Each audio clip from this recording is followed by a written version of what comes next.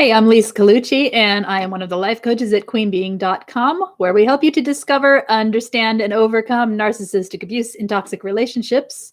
Hi, Karina. Hello, everyone. So today we're going to talk about sex, the narcissist, shame, and how to regain feeling good about yourself and enjoying sex again. Really, how to get the shame out of the picture and bring yourself back to your own power with your own sexuality. So, and the dogs are going to agree because it's all going to happen right now. Okay. Welcome. And let's get started with this. If you would like text notifications of when I go live, please text me at 33222. Put the words Lise Live, LISELIVE as one word. Hit send, and I will send you a text 10 minutes or so prior to going live. It's the only text I send you. And I think that's it. Remember to hit the like button if you guys enjoy these videos. And if you want to get started with this and you want to take back your power and overcome toxic abuse in your life, join me on this healing journey. Hit subscribe and let's go. So hello, Anna, May, and Karina, and everyone else who is here. Made it on time. Yay for notifications. I know, right? See? Yay for notifications. Okay, so let's get started with this topic. I'm going to read to you the question that was sent to me, which once I get my thing open, and of course, I don't have it set up, so we're just going to talk and watch me do this because this is how it works. Sorry about that. All right. Here we go. So the question was about overcoming the shame. I was such an enthusiastic lover before I met him. I was full of confidence and truly enjoyed sex. Now the thought of sex makes me feel nausea and dread. It was so humiliating.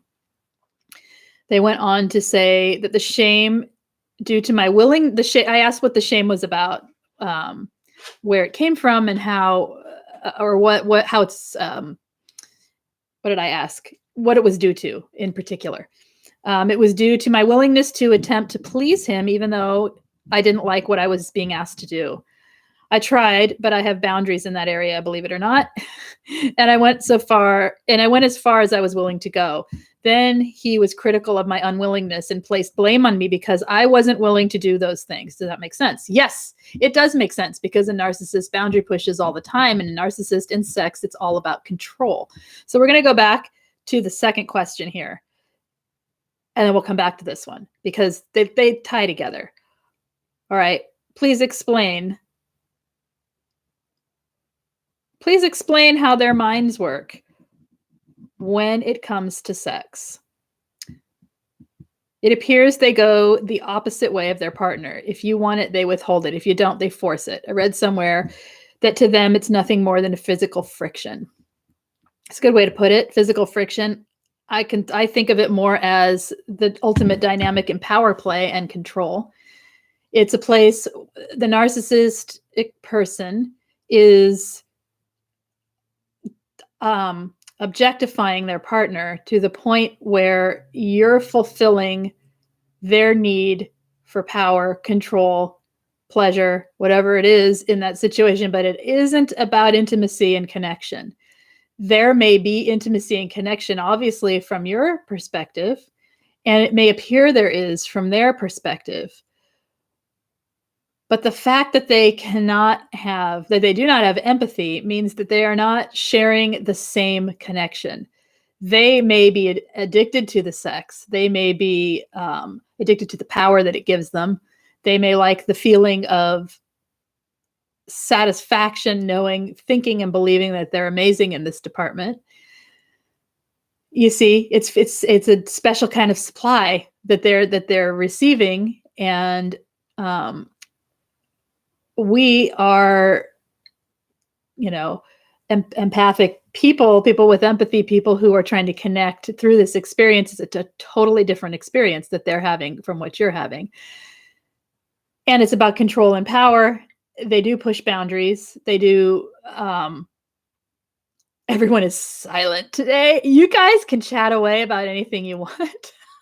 because we'll change the topic if it, when I'm done with this part, we can talk about anything you guys want. So, and anything you have to say about this, chime in. If you don't want your that's tricky at this point to not have your name up there.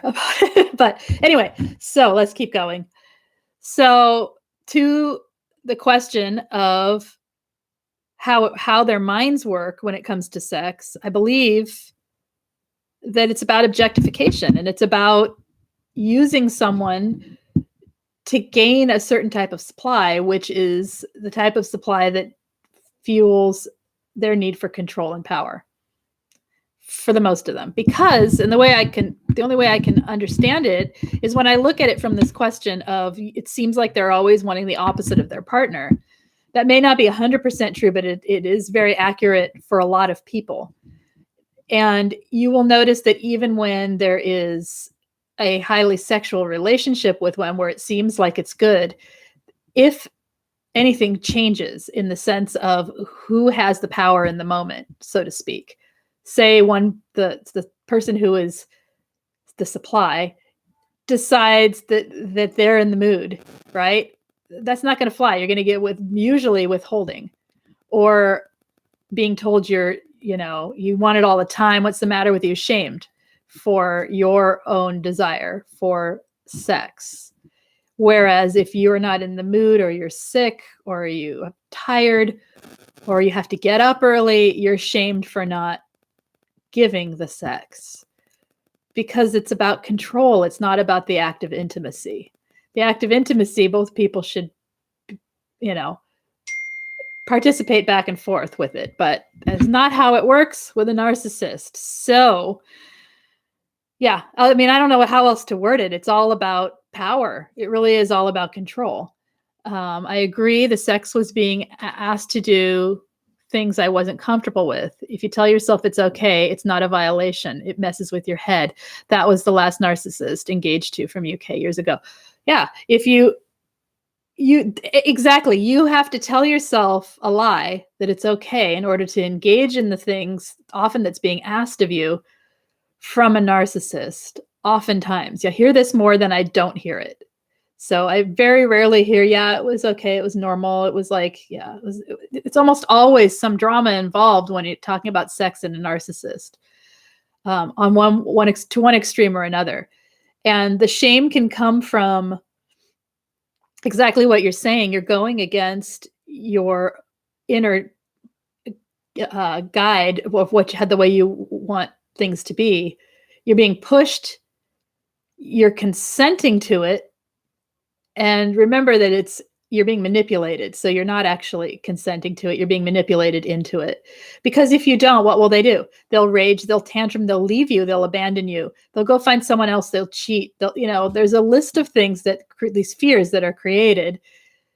That's not a healthy, I mean, obviously it's not healthy. We know that, but it sets up this feeling of shame because we're not living true to ourselves when we are in these situations. We're not actually consenting. We're being manipulated, and we know it, but we don't know it. Does that make sense? We don't actually know it, but we feel it and we sense it. And so the shame comes about because we're not experiencing an intimate act in the way that we feel we have any power or control or of ourselves. We don't need to control the other person. We need to be powerful within ourselves, because the act of intimacy is an act of giving, and it is a powerful experience for most people.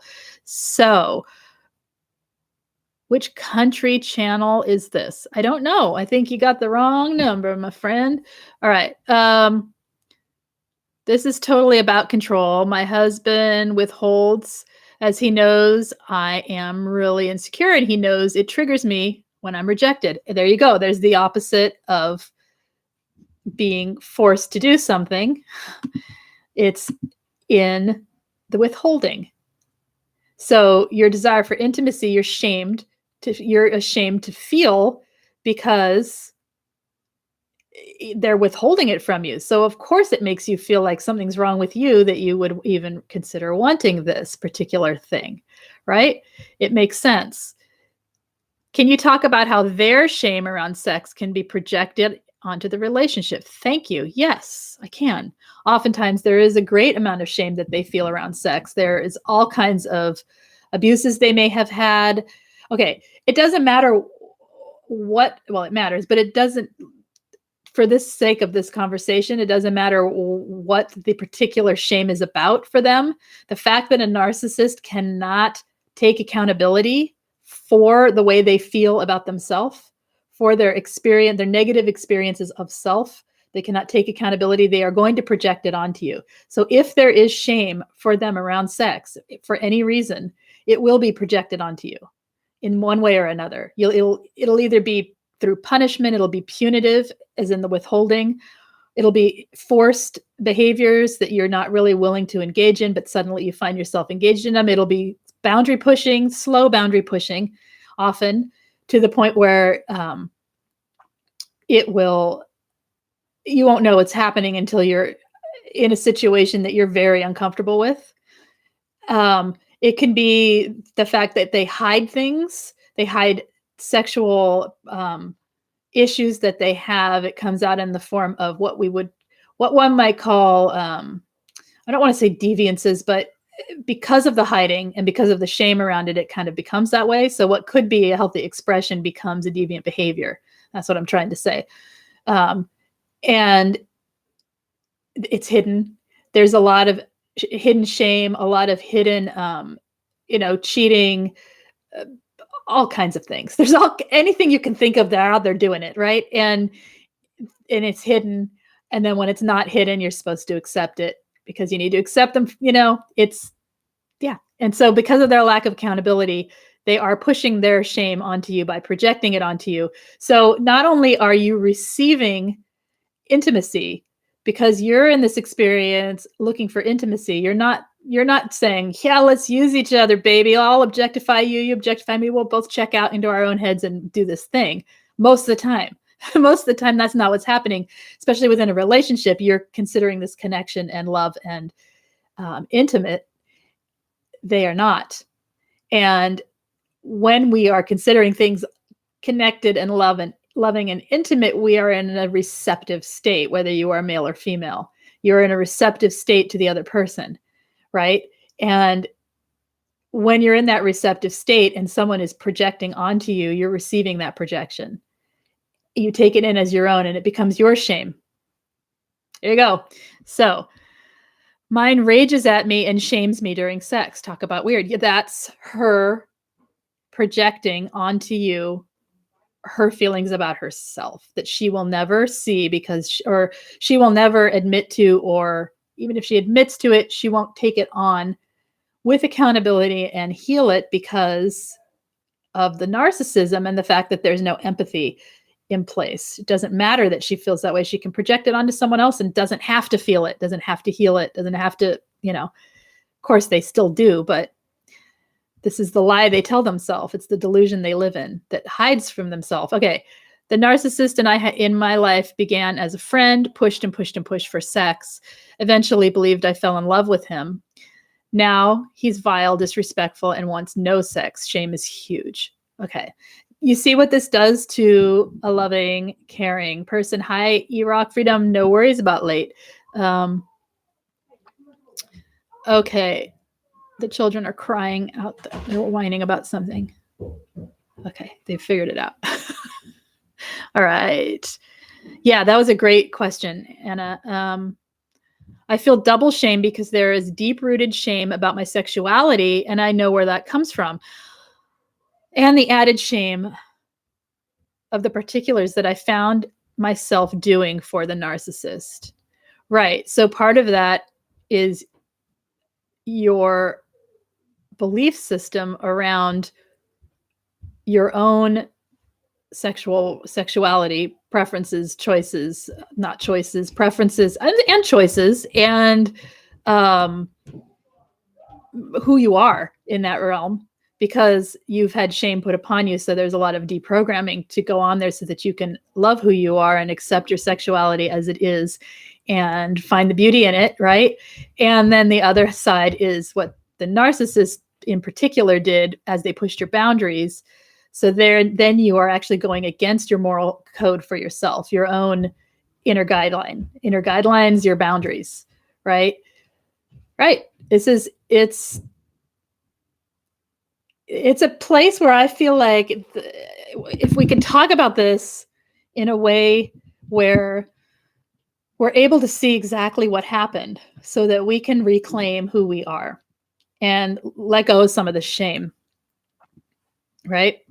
So it's like I was shamed big time by my mother, sent to gay conversion hydrotherapy. I am so sorry you lived through that.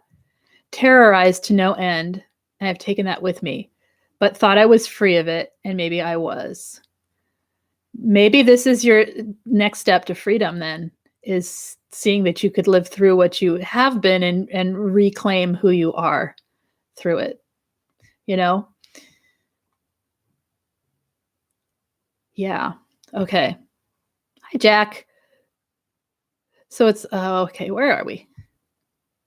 Bella's saying, no love, no connection, not even a friendship. Like I said before, a transaction. Yes, it is a transaction, and sex is a transaction with a narcissist. It's a transaction of power. It's a power exchange. You're giving yourself to someone in intimate ways. They are taking it transactionally and gaining supply and gaining power fuel for themselves. They totally rule with the sexuality, right? We know what this, we've felt it. Hi, Paula. Yes, breathe. Okay. It is a transaction, totally. Okay. So another thing that came up, I was thinking about, is when you know that this is happening, when you start to sense something's not right, when you're especially, or it can just start happening naturally without you understanding what's going on. But especially when you understand what's going on and you're not able to leave, or you haven't left yet, and you are thinking to yourself, well, the only place that's good is the sex. That's the best place, and I don't want to lose that, right? Or you're thinking, well, that's where we connect, but what happens is we start to dissociate often because it's not real, and we know it, and we feel it, we can sense it, and we start to see it. We start to see that they are basically having sex with themselves on you, through you, using you to gratify both the power and the pleasure that they are receiving in the moment. And that level of objectification is toxic. It is shameful. It is it's empty, and it's sad. And the only way to go through it, often because of the cognitive dissonance and the trauma bonding, we don't just get up and walk away and say, forget this. We dissociate a lot. And so here you are in an intimate situation, and totally vulnerable and usually naked, and you are dissociating, checking out, floating away from your own body, leaving the experience, and allowing, or not allowing, but in a sense, the disassociation allows for the act to be done. Your mind goes elsewhere. All of that goes on. And so that can disconnect you from your own sexuality, from your own experience of yourself in that as a sexual being. Does that make sense? And it also adds to the shame because of what went down. So, okay. I remember dissociating on purpose. Yes, exactly. On purpose. Yeah. Can you see how now all of a sudden it feels like violating, right? It feels like it's a totally different thing when you picture the dissociation. And I think a lot of us have experienced that, when you picture how it was very hard to stay present, and then purposely realizing that it's a lot safer, and it feels a lot better to just dissociate. It changes it, doesn't it? From this thing that was good to this thing that is pretty toxic. So, who have been traumatized and messed up, facing it, that's brave, is let's give ourselves a hand. Yay! It makes me angry to have been sexually used. There's that too. There's not only shame, there's anger. We feel all kinds of things we're not allowed to express the feelings about because you can't have an actual conversation with them to tell them what's going on because they won't be accountable. That's not what's happening, right? So boundaries reset, just finished chatting, agreed to friends. Wow. So boundaries set, we just finished chatting, agreed to friends. Paula, there's no friends with a narcissist. There's not. That's a Hoover, honey. I'm sorry. It is. It's a Hoover. Okay. And I say that with love, really, because I want you free and safe. Okay. Back to this.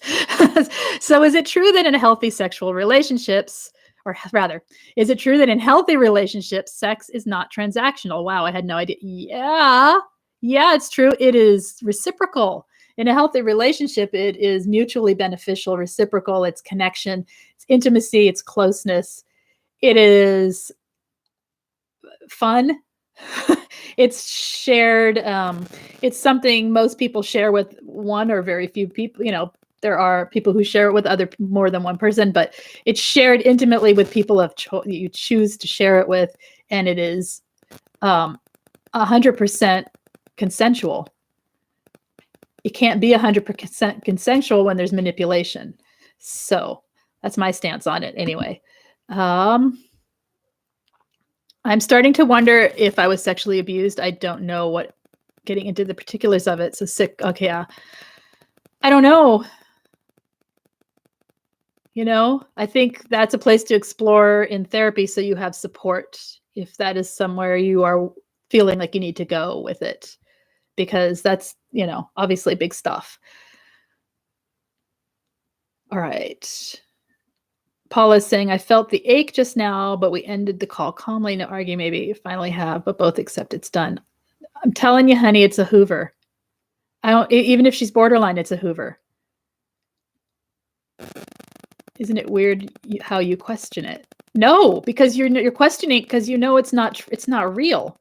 It's a Hoover. It's a Hoover. That is a Hoover. It's a massive Hoover. And there's something about female narcissists and the way they Hoover.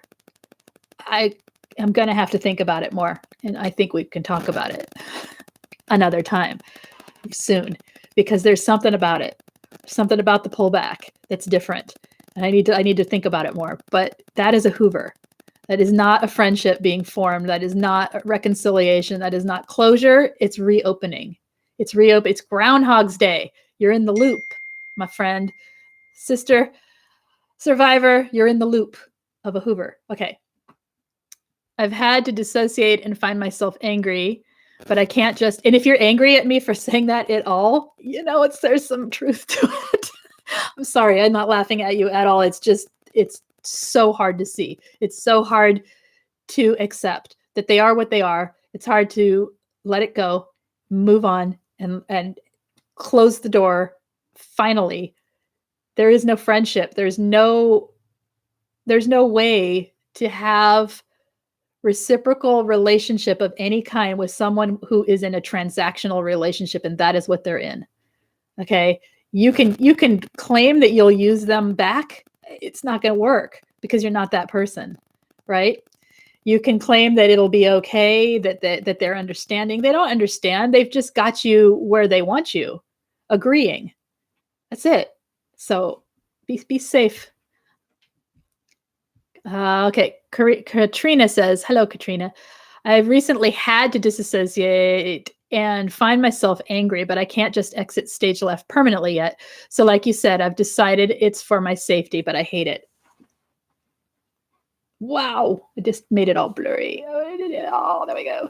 Yes. It's hard, right? Because you're living a lie, dissociating during sex, and trying to have some sort of self-respect at the same time. So understand what you're doing is for protection. What you're doing when you do that is to keep yourself safe. It is nothing to be ashamed about. You're doing what you can to remedy the situation that you're in as you're in it. I know. When you're in it, you know you have to do what's right for you, right? You have to figure out what's right for you in this situation and do it. I can't advise otherwise because my answer would be to cut it off and stop having sex. But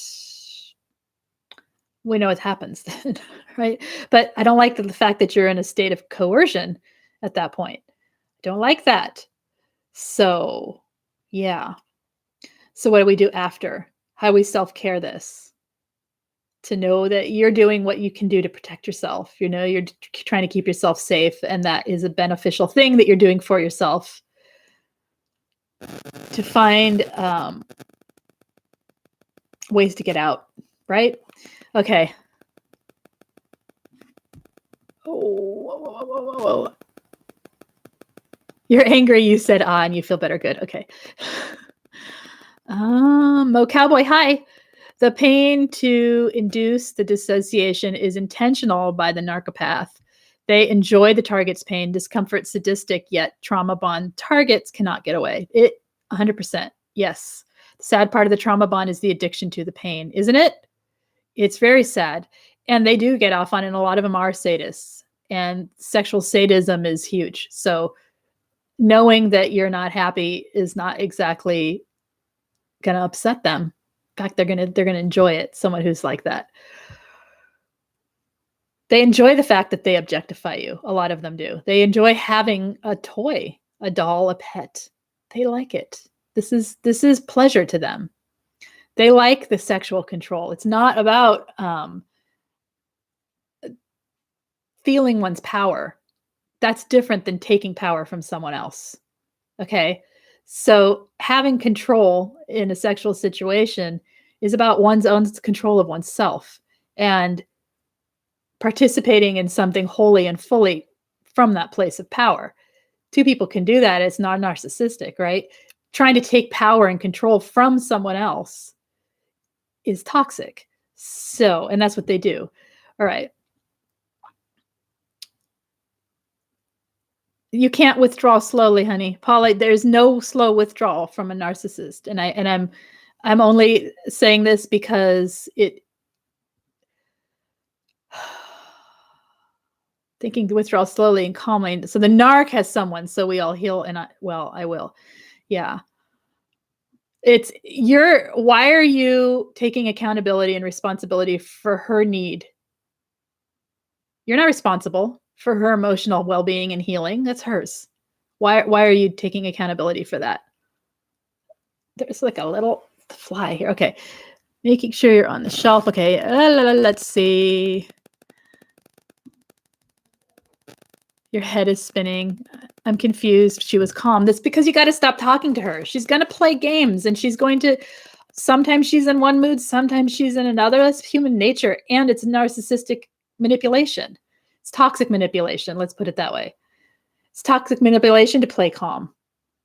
Of course she's calm once in a while. You know, it's a game.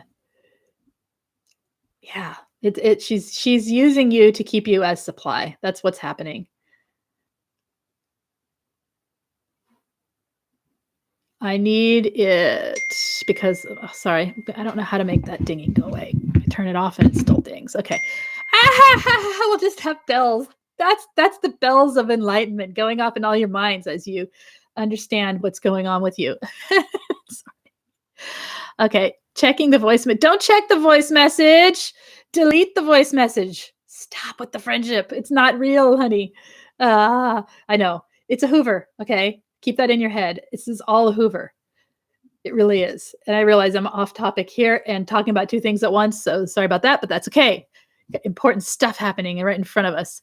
I want to take a second to celebrate my growth, says Grace, and being single right now. So many times I've allowed unhealthy objectifications, and eventually it led to multiple assaults. I am safe now.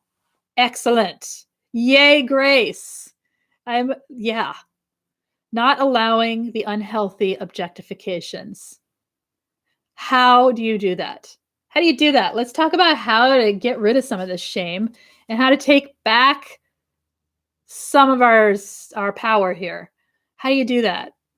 I'm grateful for channels like this for helping us heal. And I'm grateful for people like you who come on here and talk about your experience as well to help other people, to help it come through to other people, right?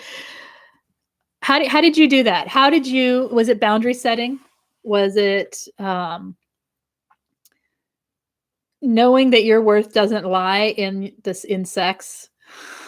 That your worth is far greater than that. What did you do to take back some of that and stay safe? Jack is saying, what are you saying here? Oh, you're sending Paula some strength. Good. How do we heal? First of all, echoing what Grace said, channels like these, the lifelines I got from certain people on YouTube and podcasts, right? Well, understanding what we went through, understanding why we were dissociating, understanding that why we were agreeing to things is part of the way back to healing.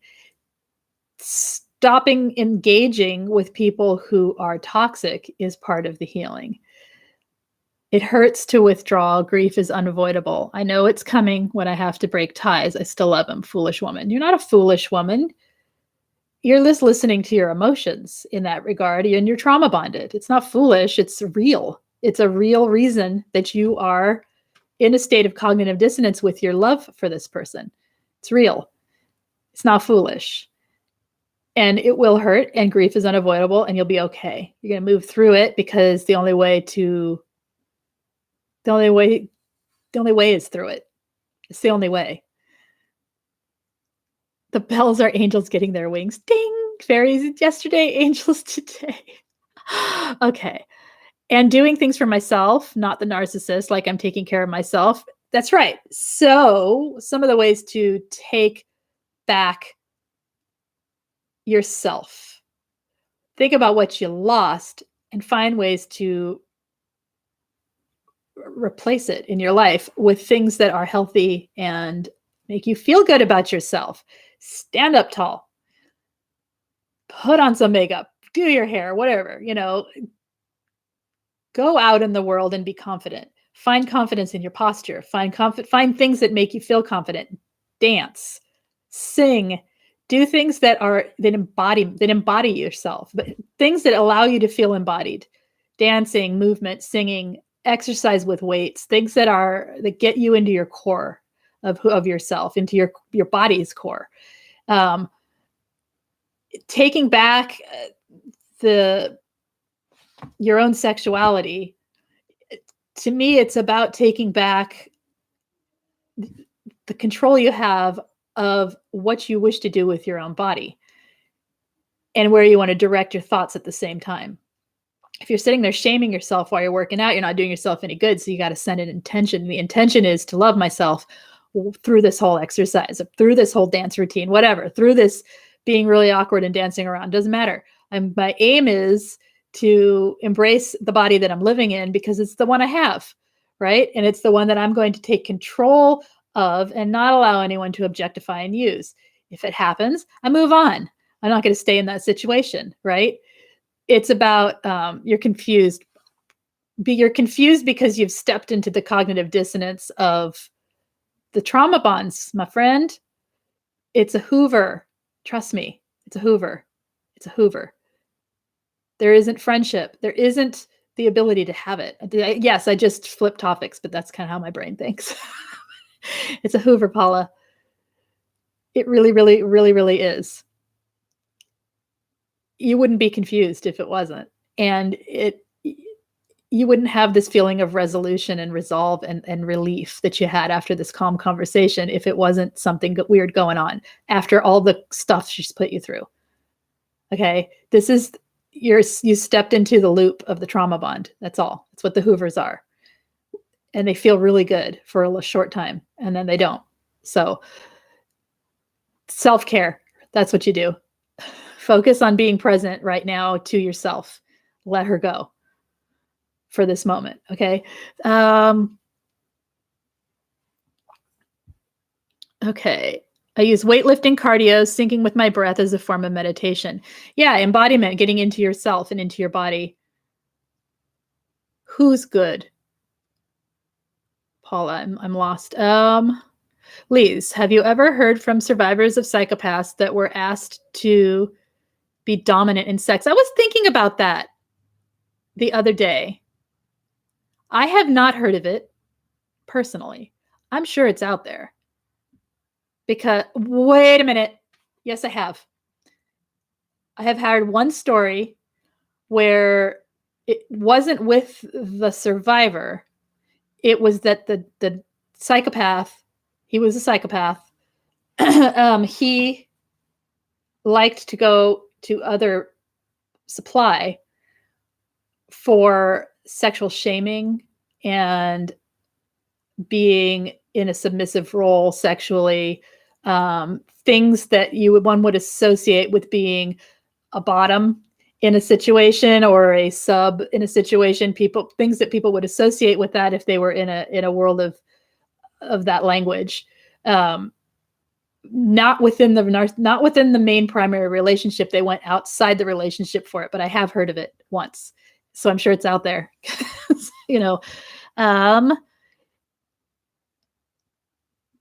see. I told my therapist today that it's helpful. Okay. Where are we?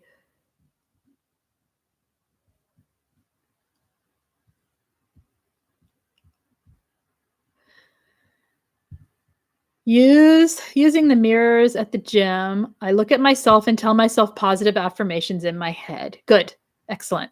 I trust myself now when I start feeling nervous about being alone with someone. Now I know I'm sensing danger and I leave before I would. Superman through it and face the danger. Okay. So you learn to trust yourself. You learned that you can set boundaries, and you learn that you can, with your own resolve, maintain those boundaries. Excellent. And that's a huge thing. And you doesn't have to be in a sexual way. It can be in other ways. We don't necessarily have to like regain the joy and pleasures of sex through sex itself, right? Because oftentimes that's stepping into the confusion. Sometimes it's about building yourself up on the outside of life in other realms and other areas of your life, like ways that you're using your body or using who you are to increase your boundaries, to increase your confidence, to increase your self-worth, so that when you are in a sexual situation, it translates. And when the triggers happen, you have a place to go. Oh yeah, I'm actually pretty confident. I actually enjoy this. It's that. Letting go of the negative beliefs that they have planted in your head about yourself in a sexual way, the things that create the shame, working on repatterning the thought processes around it. Let's see. Paula's saying, I said no more messages. Enjoy. We are at peace. I'm on a male dating site. I know I'm not ready, but I said I'm only after friendships. I think that will divert my thoughts. Okay. And I'm not, being hoovered, I'm not at all trying to be critical of you. It happens. I'm just trying to point out what it is that is happening. That you're not at peace and you're not on good terms. You're in the middle of a hoover. Okay, that's cool. If it's peaceful, that's fine. Just understand that's what it is. All right. I'm not being critical of you for being involved in it at all. It's normal and natural. And it's what we go through. I'm just trying to give you a perspective of the pattern that's happening. Katrina, question, Lise, is there a free support group by you or Angie that is not on Facebook? Here? I think the main one is on Facebook that is free, that is group support. Yeah. If you need help with coaching, I have a few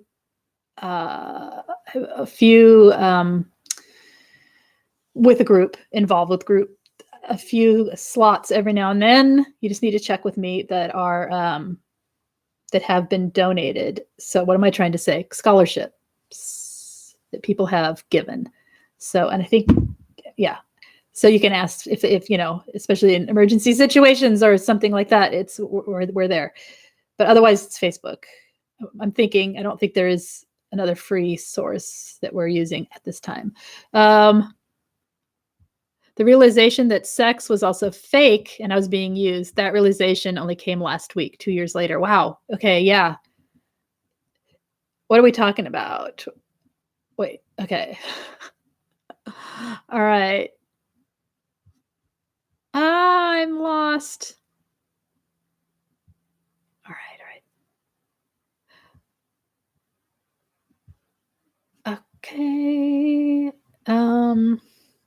I'm good with, let's see.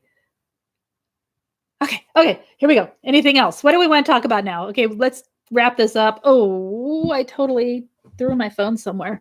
There was another question I was going to throw in here. And I have to open it. And of course, I close. How did I do that? Okay, wrong. So we're going to open this and I'm going to find it real quick here because there was another question that people had that I wanted to add to this. And then we can just go on another topic as well. Any questions that what am I not touching on here, you guys, with healing from this? It's about finding yourself again. As you're healing, as you're finding yourself, it's not just in this, if we hyper focus on, but I used to love sex and now I don't. That's only one area of healing. If you start healing other parts of your life, this part of your life also picks up momentum and healing. When you're feeling shamed, it's difficult to go directly into it and heal. Sorry, that place, I can't find it. There we go. I found it. Okay. All right. Please explain how their minds work. I want to know how to get my confidence back. He rejected me a lot, and I found out at the end he was looking at porn and collecting tons of photos of other women. He told me it was normal and men just need variety. One woman can't give them that. Now I feel scared about the thought of sex with someone else. Like I won't be good enough since I clearly wasn't good enough for him. Narcissists and feeling like you're good enough for them. That's across the board. It's not just sexual, right? They're constantly in a state of idealization and devalue. They're devaluing you by looking at all this other stuff, right? And making you feel like that's your fault because they can't be accountable for their acts. They can't say, you know what, I realize that hurt you. There's something about me I need to look at of why I'm doing that. Let me explore that and let me figure it out. No, they have to say, well, men need that, project, shove the truth in the background. Men don't need that. Some people need that, sure. Some people don't, but be honest about it at the beginning, right? Be accountable for what you need and what you don't need before someone's involved with you. And they won't do that. Because it isn't about that. That's about power. When someone is doing that to you, when someone is saying, men need this, deal with it, that's about them taking power over you. It isn't about their actual needs. That isn't how you handle a need. That's toxic, what that is. And so understanding that it isn't about you. It really isn't about you. It's about their inability to be accountable to their own issues. If that is normal and healthy for that particular person, then they should be accountable and transparent with it in the beginning so that you can make a choice. Oh, you know what? That doesn't work for me. Or, okay, that's fine. I don't care. Look at any amount of porn you want. It doesn't bother me. Some people it doesn't bother. And some people it really bothers. It makes them feel rejected. And so if someone's transparent in the beginning, they're being accountable, and narcissist won't. So it's about the narcissist. It's not about you. You're not being rejected because a narcissist is doing these things. They're doing these things because they want to do whatever they want to do. It has nothing to do with you. And I realize that's only like so useful because it doesn't get to the feelings of it, but it really is how it is. We're not good enough isn't true. You're 100% good enough. They're not good enough. They're not good enough for you. because they're not able to be accountable to who they are and what they experience and how they think. None of it. They're the ones that aren't good enough. You're totally good enough. You find your self-worth. You find your self-worth through showing yourself that you're good enough. And stop listening to that repeating negative cycle of thoughts in your head that have been planted there by the programming. Understand it's programming, and understand you've got to eradicate it from your thinking by changing the thoughts. It takes its effort to this person and to whoever else is experiencing that. It's effort, and it really takes, it's self-fulfilling. We create the patterns in our own brains. Once we've been programmed, we deprogram. And we reprogram with something we want to believe that is more close to our truth. If it's limiting your life, it's probably not true. All right? Because we're not here to limit our lives. We're here to live them. All right. I've also been brainwashed into thinking men have to have variety. As a woman, I can kind of see that it seems true, but usually it's problematic people who have this need for variety, in my opinion. And it's not all men. There's plenty of men who don't. There's plenty of women who need variety. You know, it's a social programming, and it's an excuse that toxic people have made so that they can cover up their toxic behavior. To just say it so blanketly like that, so generally. There are people who do, and there are people who don't, regardless of gender. So it's about being transparent, like I said in the beginning, so that you have a choice that you can make. And then trusting that you as yourself will stick with your boundaries and not just go for the attention, right? Mine told me I was the most handsome, good-looking guy in the world, and then have random pictures of guys that look like me. Oh my gosh. Yeah, my grandfather apparently used to send my grandmother photographs of other women who looked like her when he was away. Yep. It's not about you. It's about their pathology, really. Can yes, ask a blunt question? Of course you can. Do you happen to know what it looks like when it's processed through the account? Anything that is processed, anything purchased through Queen Being, that's why we have it set up the way we have it set up. Anything purchased is processed as a different name. I'm not going to say the name here. I will tell you elsewhere. Okay? So yes, I do know how it's processed, and yes, I can give you that information. I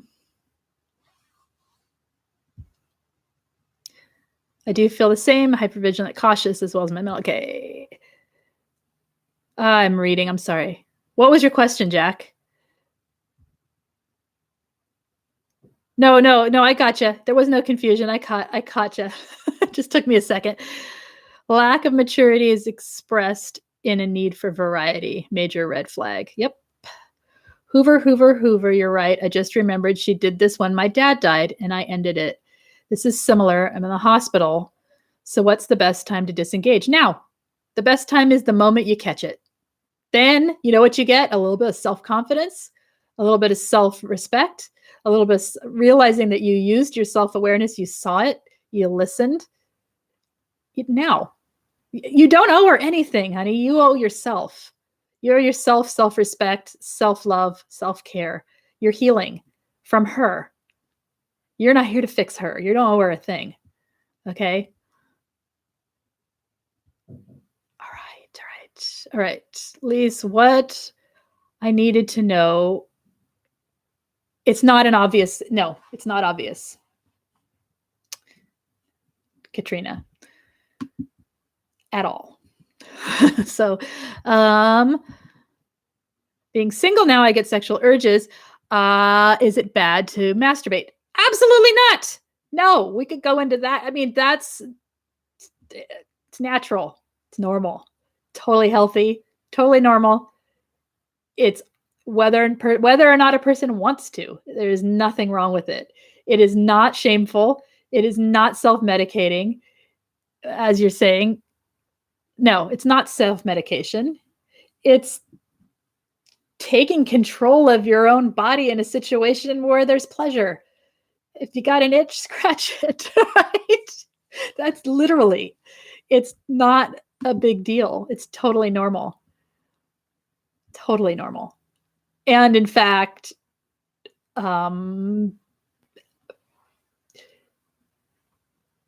healthy.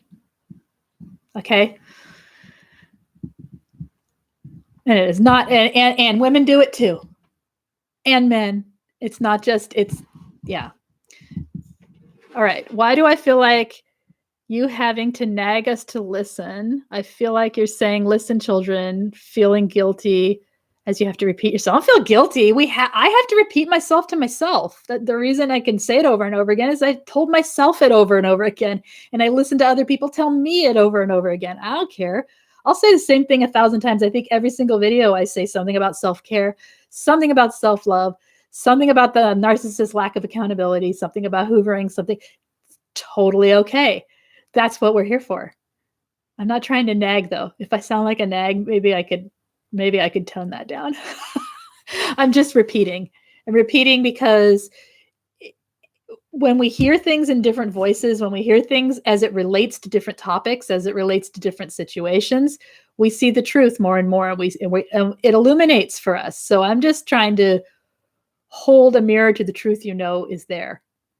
And sometimes that's in repetition. Sometimes it's in directly telling you that's a Hoover. Sometimes it's in listening to someone else's story. It's all good. It's all good.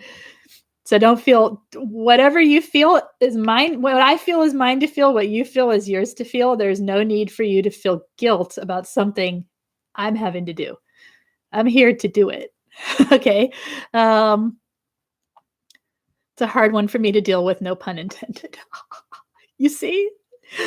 Masturbation jokes are funny. It's not a shame. It's not a shameful thing. It really isn't.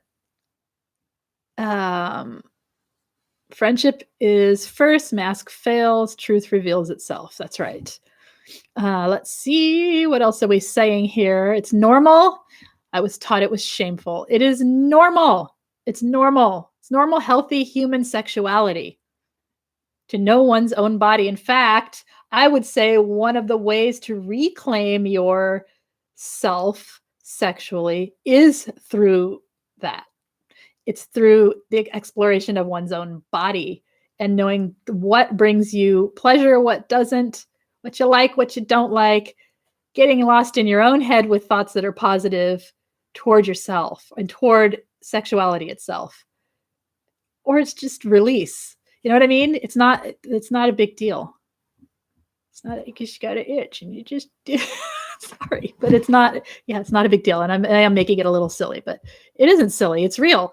And it is shameful. And it's totally shameful for people. And I'm sitting here saying it live. It's so obviously I don't feel as shameful, right? Everybody masturbate.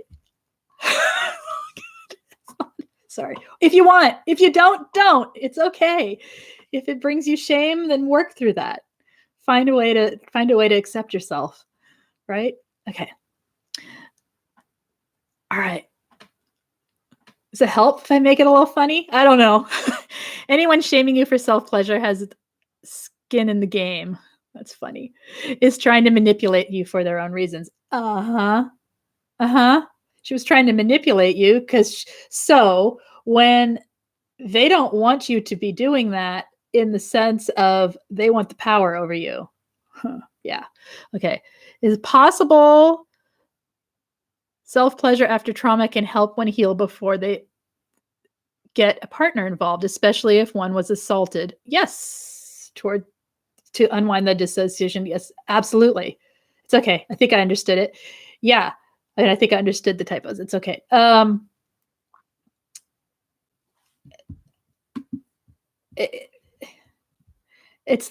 Shame is such an interesting one. It's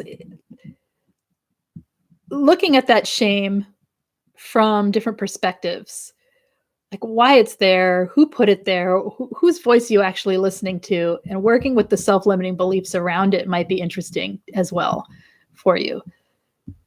knowing that it's normal. I don't know how many times I can tell you it's totally normal, but it's totally normal. Okay. It's natural, healthy, like I said. My doctor told me she was out of state. Oh, what's going on here?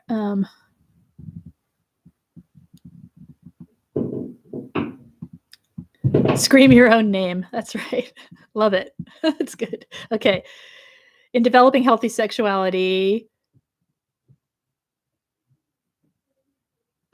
Carnes has some exercises of utilizing the fantasies during masturbation, healthy fantasy, nurturing. Find your sensuality. Let's skip the sex talk for a second and find sensuality in yourself. Experience the way the water feels on your skin. Experience the way that the wind blows again, when your hair blows back, or if you don't have hair, the way the wind feels on your scalp, or if you feel it on your face. Experience the way food tastes. Experience your senses, your life through your senses. That's a connection back to your sexual power. It's a connection to a healthy and non-shameful experience of oneself being in a human body, right? We're given the gift of having a sensual body to live in. Why shame it? So maybe that can help. I don't know. Okay. The last sexual experience was traumatic. The body may have physical reactions for the next few times it's touched. Self-touch can help induce some of those dissociations. Help reduce, I think you meant, right? Some of those. Oh, it can help induce some of those dissociations that may need to be calmed. I see what you're saying. Yeah, it can help you sort of trigger and heal at the same time. Is that what you mean? Yes, it can, and it's safe. It's safe because you're not out to hurt yourself. You're not out to manipulate yourself. I stopped as it made me crave more affection from my narcissist. Then it wasn't time, right? Maybe it wasn't time. So, and then it could be about reclaiming sensuality in different ways, or maybe that isn't your particular hook towards shame, so it just depends on you. This is awesome that you've all spoken with me about it, because she did this and thought nobody would know. Trigger and heal without upsetting a partner. Yes. I love that, Grace. Thank you. I love that. That is what we're doing often in different areas, is we're allowing ourselves to be exposed to the triggers as we're healing and self-soothing and calming and self-caring our way to a healthier way of dealing with the triggers. Hopefully, and some of those triggers will fall away because of it. And if they don't, we have a way of coping so that we have some. It's about taking control of yourself, right? All right. I'm actually losing my voice because I had a group before this and was a lot of talking. So I'm going to end in a minute here. Thank you guys for participating in this more sensitive topic that is difficult to talk about. And thank you for being so vulnerable and open with the words that you've chosen to share with us, because people may be helped by hearing what your experience is that they are feeling shame and discomfort around. And at least it opens up the dialogue, right? At least it starts the dialogue. So I've been living in a cave, victimized because of my inexperience. I believe narcissist lies, and now I'm seeing them for the first time. Yeah. It's okay. You're seeing. The light has been shown inside the cave, and now you see the writing on the cave wall of what's actually happening, and you can step out into the light outside of that cave. There's some imagery for you. Love the metaphors lately and the imagery. Okay, here's one with shame that I'm going to leave you guys with. Everyone is masturbating. You guys, I didn't say that. I'm just going to keep my hands right here for the rest of the conversation. How about here? All right. I'm at work. It's not true. We were all, and I'm typing with my hands too, huh? Yeah, we're being silly. We're making light so that we can, because humor is part of healing, right? I think without humor, forget it. I don't wanna. Okay, you love the cave analogy. I do too. Here's a little imagery I have about shame and any of the negative beliefs that we are programmed to believe. You picture a box. We're put inside that box. Okay. On top of that, the lid is on that box. On top of that box, there's a bunch of graffiti written on that box. It says things like shame, all the toxic words that we tell ourselves that are now in us as programming put there by toxic people, written all over the top of this box. We're inside the box. The box is not us. Okay. You can lift the lid off that box and look inside. You may not find anything. You may find an empty box because you don't know who you are anymore, because you're believing everything that's written all over the outside of this box. It's the narrow perspective that we live in that is this box because of the programming. If you lift the lid off and you start looking for who you are, and you start seeking things outside of what's on that box, everything on that box is a lie.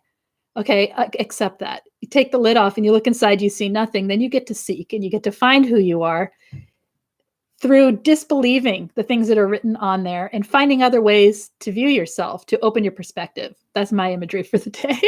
Okay. He squashed my desire and was always so healthy and strong because he shut me down at the end and made me feel less than. It'll come back as you heal. You work on your strength. If you feel like you lost your strength, work on your strength. It's partially why I exercise a lot and dance. Dance, my friends. Dancing is great for this. It's awkward. It's uncomfortable. You look in a dance mirror and you're like, well, who is that creature moving? And you have all these thoughts about yourself. Let them go and be free in your movement. Be free in your dance. Laughter is hugely healing. Someone just said laughter and humor are so healing, especially in a safe community. Laughter is hugely healing. Laughter. Start watching jokes about masturbation. There's plenty of comedians who talk about it nonstop. You know what I mean? Like, there's even that, like, there's every, I don't know. I just watched It's Always Sunny in Philadelphia, totally irreverent. So funny.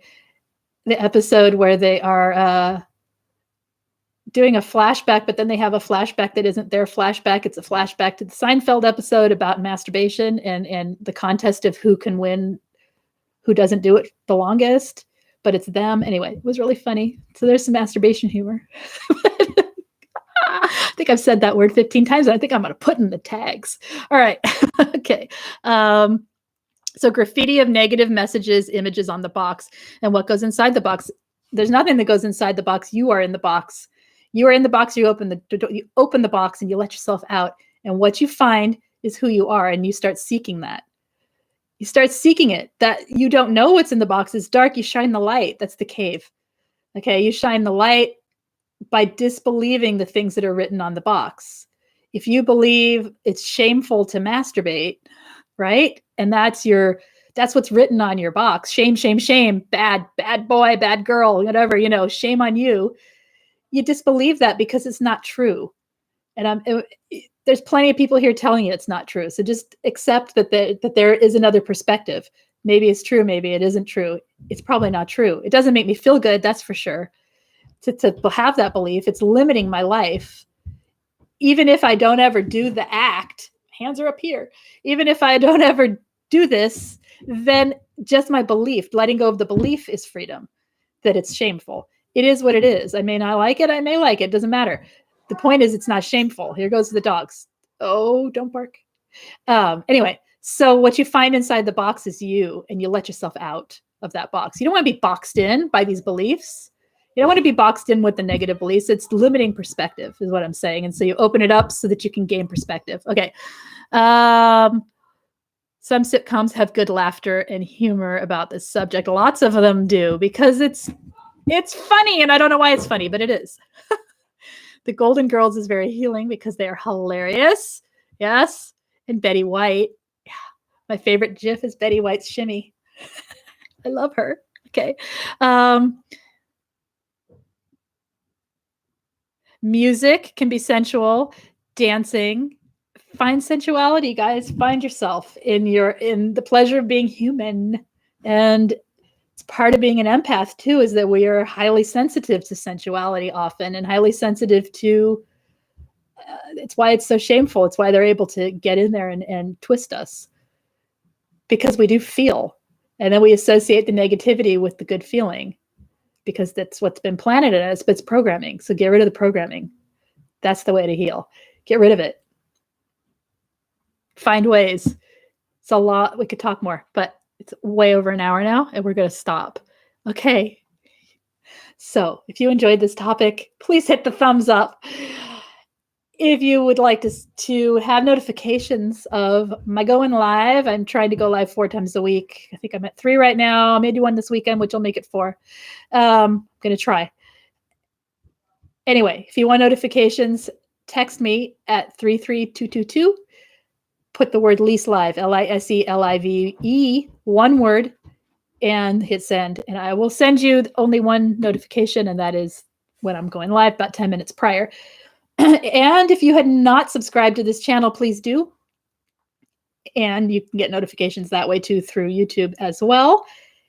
Share these videos with your friends if you think you have anyone you think it will help, all the good stuff. If you need help, please head over to queenbeing.com, where we have so much information, so much information, all the information. There's something about everything on there. Head over to Span, Queen Being Spanily on Facebook, or Spanily Home, Mighty Networks. You can find it on Queen Being. There's links.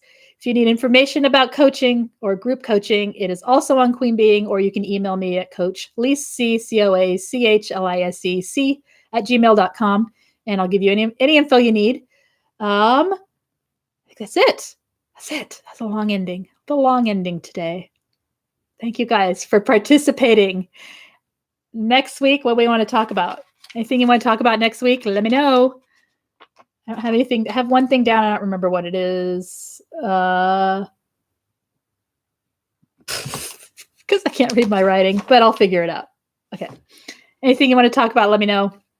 Anything that comes up during the weekend, you can always email, let me know, or put it in a comment to one of the videos. I check them every day. So Betty White shimmy. Oh, okay. Wait.